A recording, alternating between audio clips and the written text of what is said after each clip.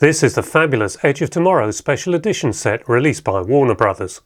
Edge of Tomorrow was directed by Doug Liman, starred Tom Cruise and Emily Blunt, and originally released to cinemas in 2014. I'll be giving you a close look at this set and also a review of the new 4K disc.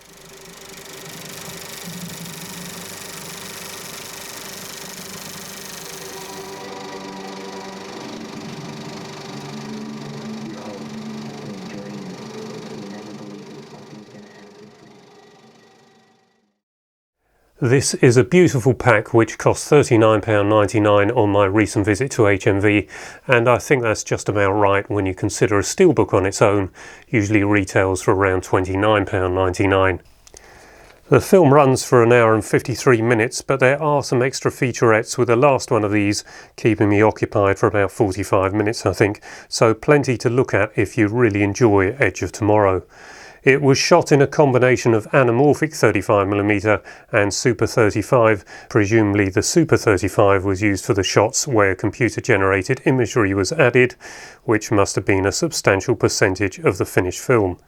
The approximate aspect ratio is 2.40 to 1, and the sound is Dolby Atmos, which worked very well through my THX 5.1, although it was a little difficult to stay in the room at times due to the bass response.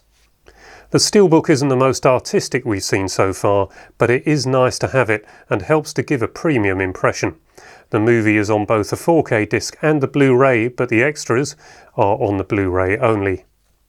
The little booklet is a nice glossy publication, but it is just a series of photographs from the making of the film, a nice little souvenir even if you wouldn't think much of it were it to be sold on its own. The small container holds 6 glossy cards and a couple of posters. One is for the exosuit worn by all the soldiers in the film, and the other is a miniature reproduction of a giant poster that is seen in the film, or at least one that's similar to that scene in the film, featuring Emily Blunt's character. I don't find any of this particularly interesting, but perhaps big fans of this film, or perhaps younger movie enthusiasts, may like to stick these on the wall. That envelope does go some way to helping to pack the box out though.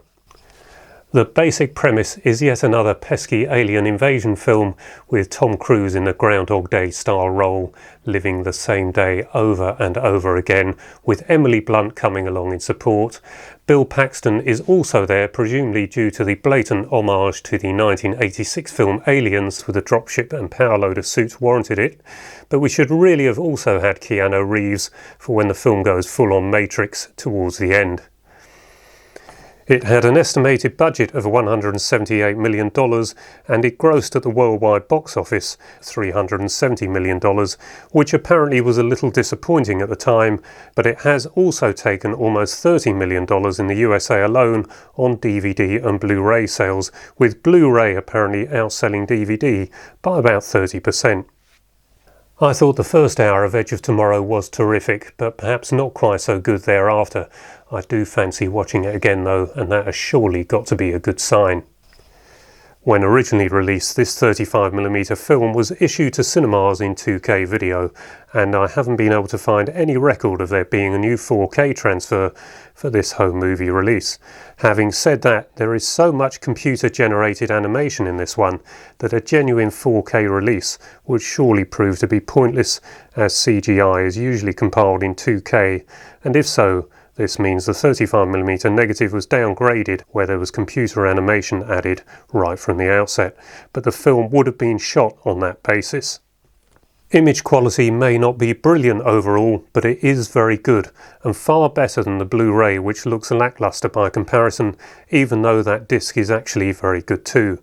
The density of the 4K gives it that distinctive filmic look, and that is the main consideration for any 4K, because it's too difficult to perceive any difference in clarity on our tiny home screens. Put them up on a huge cinema screen and that increased resolution would surely be there, but given this is a 2K upscale to a 4K, probably not in this case.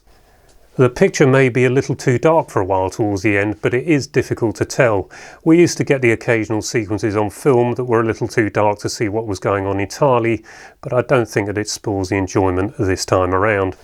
See what it's like on your system though, because as I keep saying, all our systems are different, and what looks great on one may not look quite so great on another, and conversely, what may be too dark in here may not be too dark on your system. So, do I recommend this new release from Warner Brothers? I think so, particularly if you like big budget science fiction spectaculars. One caveat though, I thought the aliens were poor, and I think that's largely down to the modern penchant for having anything inhuman moving humanly quickly across the screen. And having reviewed Predator recently, I certainly prefer the man in the suit solution, even if it wouldn't have been suitable for the alien concept in Edge of Tomorrow. Overall, I like this release of Edge of Tomorrow, and this special set does make it feel that much more special. So if you fancy this one, don't hang around too long, or else you may find they've all disappeared.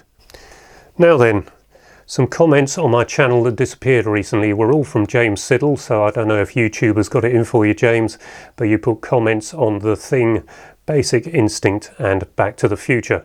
They've all disappeared, but drop me another comment if you'd like a reply, because I do have all those comments via the email notification. The previous joint video I made with Trevor from Double Bill Movies seems to have been surprisingly popular, so it does seem that there's an appetite out there for us to learn about how these discs are made and come to the market. Well, there are some other videos out there, and one that's notable I think is Jeff at Films at Home did an interview recently with Eric Wilkinson, who runs the MVD Entertainment label over in the USA. So if you like the talk with Trevor, you're probably going to enjoy the talk with Eric. While in HMV Newbury with Trevor recently, we both invested quite a bit in the HMV cash register. There's a couple of films that people have been asking me to take a look at. Zack Snyder's Justice League, which I'm really looking forward to, and I'm finally going to give Batman Returns a second viewing.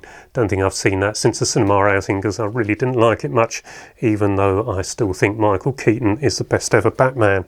But also picked up some recent releases, and I hope to do reviews of all these in the near future. So if you like what you've seen today, perhaps hit that subscribe button, give it a like, and you'll be notified when the next video comes up. So until the next video, bye bye for now.